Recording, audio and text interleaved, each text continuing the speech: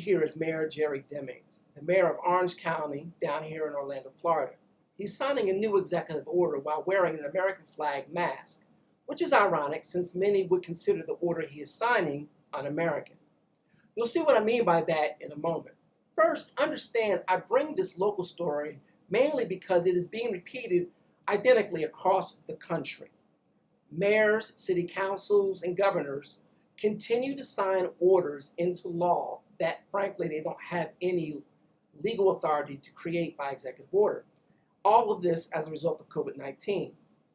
This matters because the country is trying to crawl out of a hole that these politicians kicked Americans into. The unemployment rate went from a historic low to a historic high. An ironic thing to occur given that many do not want the current president to be re-elected, and one of his strongest selling points was the economy.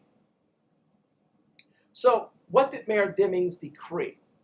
We'll get to that in a moment. First, listen to a question I posed the mayor a short 4 weeks ago. Okay.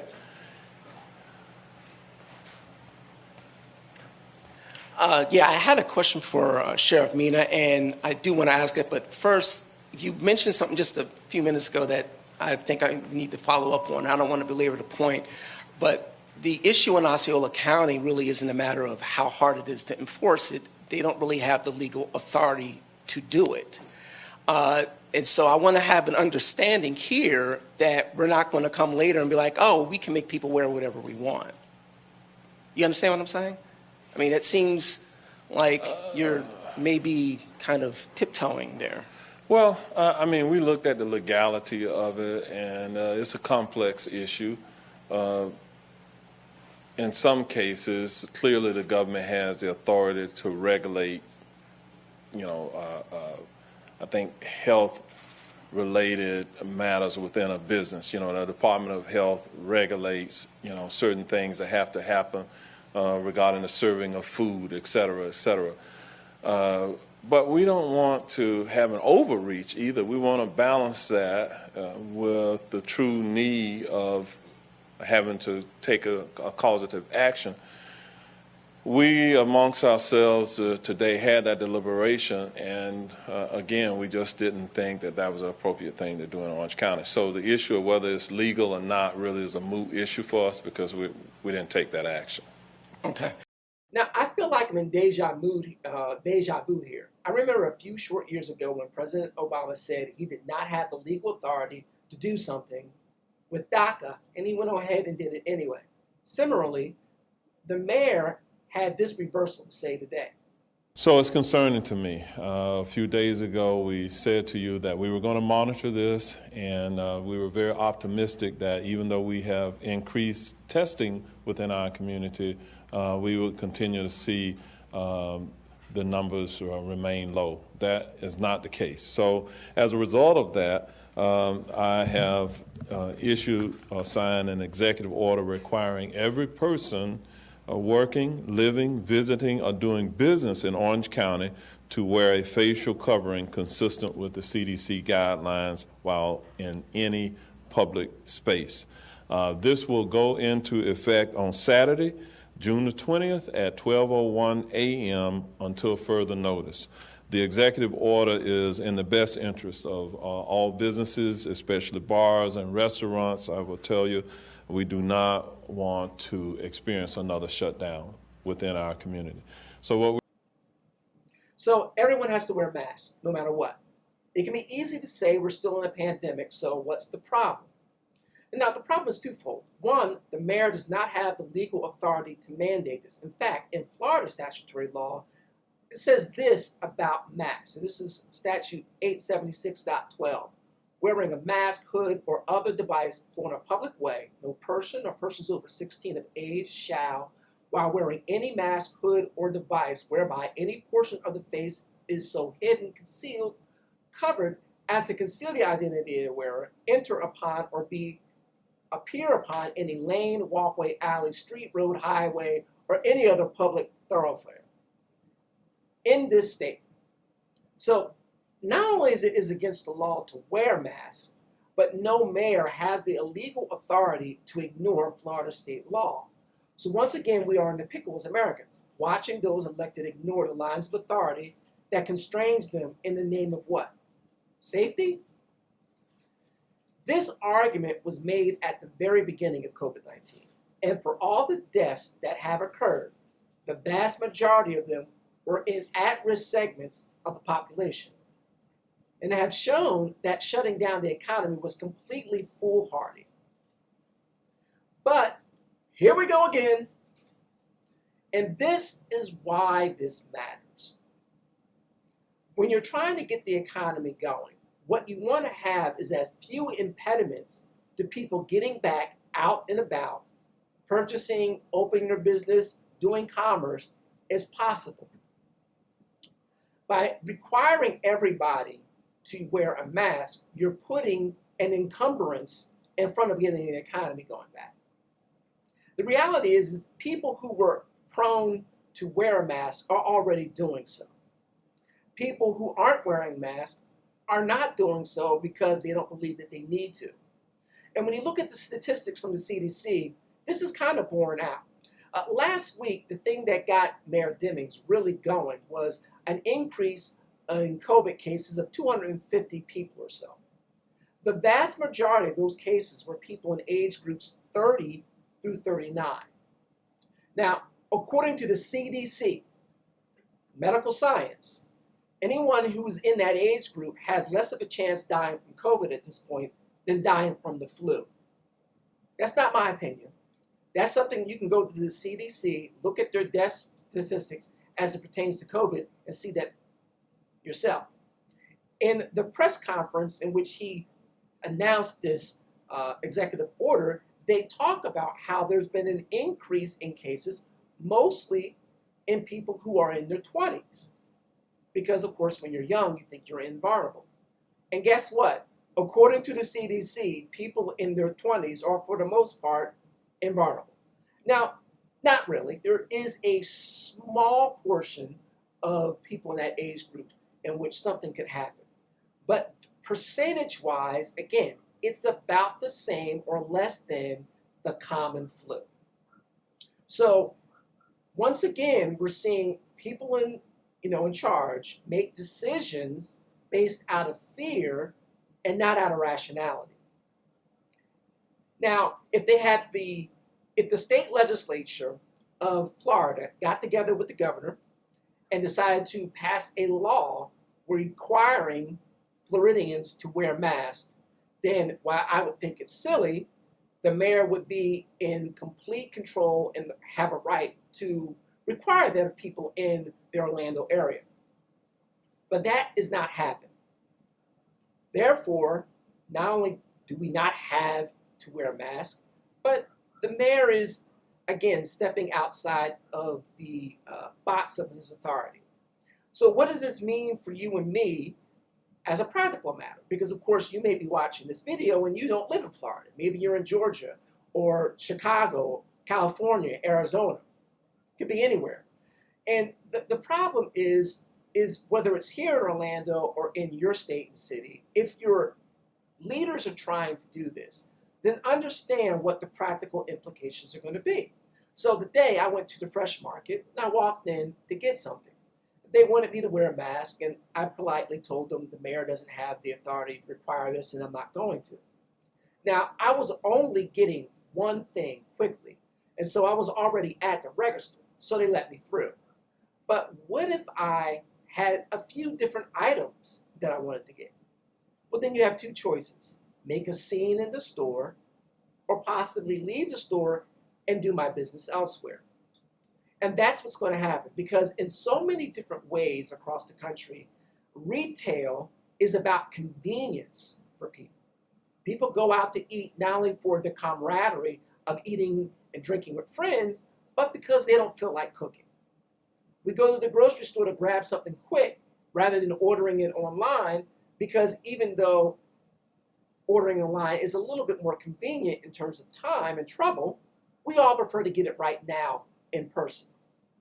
That's going to go away with all of these orders about the mask. And here's the most important thing. Somebody at the press conference asked the mayor the following question, and I want you to listen to it carefully. This is why we have made the decisions that we made. Mayor Robert Guadarrama, Fox 35. Let's talk about enforcement. What will enforcement look like to make sure folks do comply with this mandate? And then my second question is, what will this look like in restaurants and bars while people are eating and drinking? Okay, we'll take the last part of that first. What will it look like? I believe that our expectation is that where you are congregating in places where you can't adhere to the social distancing guidelines, where you're in immediate proximity of multiple people or crowds for extended periods of time. We know that in the cases of bars or restaurants, people have to eat and they may have to take their mask off. But the expectation is that the employees will continuously wear their mask and that the individuals who are going there, they may enter with a mask, and if they're not eating or doing other things, they, and they're just congregating and socializing, then they should be wearing their mask. Obviously, Dr. Pino talked to you a little bit about some of the, I'm going to say, bar-like locations or bars in the area of the University of Central Florida, and the outbreak that we have seen around some of them is because they were young, invincible in their minds, and they weren't wearing masks, and so there's an outbreak associated with that. So in terms of the enforcement piece, the enforcement, we want voluntary compliance with this. We have been deliberate at this phase of not saying that it carries a criminal penalty, because that's not the goal that we're trying to do. I believe that in the world that we live in now, with the potential conflict between law enforcement and the community, we're certainly not trying to create an environment where we want law enforcement to get into enforcing what I call maybe minor violations of law or rules. Well, that's not our goal here. Our goal is to gain voluntary compliance, and so these are measured approaches to that. If we get complaints about a particular location that is not adhering to the order or the guidelines that's being put in place, then we will look within the different options that we have to respond to that. I believe that as Dr. Pino in the Department of Health does contact tracing, I believe that where you can point back to a specific location, I would imagine you're going to start to see some of his staff that will be investigating and visiting those locations to try to bring them along, to help them comply. Perhaps some may say that they don't comply out of ignorance to what they're doing. Perhaps some just don't believe in the medical science behind this, and they are just disagreeable to fall in direction. But we believe that in this community, the overwhelming majority of people get it. They understand what we're trying to do, and this is something that we're going to have to do for a prolonged period of time until such time there's a cure or there's a vaccine in our community. In other words, we have to live with the virus among us, and this is a way that we're able to live with that virus among us. So there you have it. This isn't an order for 2 weeks, 3 weeks, 4 weeks. Basically, he's saying we're going to force everybody in the Orlando area to wear a mask everywhere they go until we either have a cure or we have a vaccine. Well, number one, it's a virus, so there's not going to be a cure. You don't cure viruses. Two, it will be a vaccine, which will not happen for anywhere from 12 months to 18 months. This idea, when you hear either the president or others talk about we're going to have a vaccine really soon, in terms of one that's safe for the masses to take, that's just not going to happen right away. Even if you move out of the regulations that normally slow down the approval of any type of vaccine or medication, the issue is going to be one of how many people can take it, what's the safety, What's the rate of preventing it? And of course, how many people are allergic to the components of the vaccine itself? That takes time. We are not going to be running around our town, our city, your state, for 12 months to a year wearing masks all the time. The business implications, the psychological implications, the effects on society itself of wearing masks all the time, of not hugging people, not shaking hands, being 6 feet apart all the time, it's just not a tenable, realistic situation. So this brings into conflict individuals with the mayor, with police, which I don't have to mention as not something we want right now, and with retail shops. Because believe it, as time goes on, people are not going to want to wear these. And if it becomes too much of a problem, they just won't go out to the bar. They won't go out to the restaurant. They won't go to the mall. They'll go to Amazon and order. They'll go to Walmart.com and order. They'll go to BestBuy.com and order. They'll get whatever they need from on the computer, which will be good for the economy in a macro level. But the lifeblood of cities and towns are the businesses in that city and that town. And by making a foolhardy decision like this, Mayor Demings is hurting the economy of, Orlando right now. I mean, according to the government statistics, the unemployment rate is around 13, 14% right now.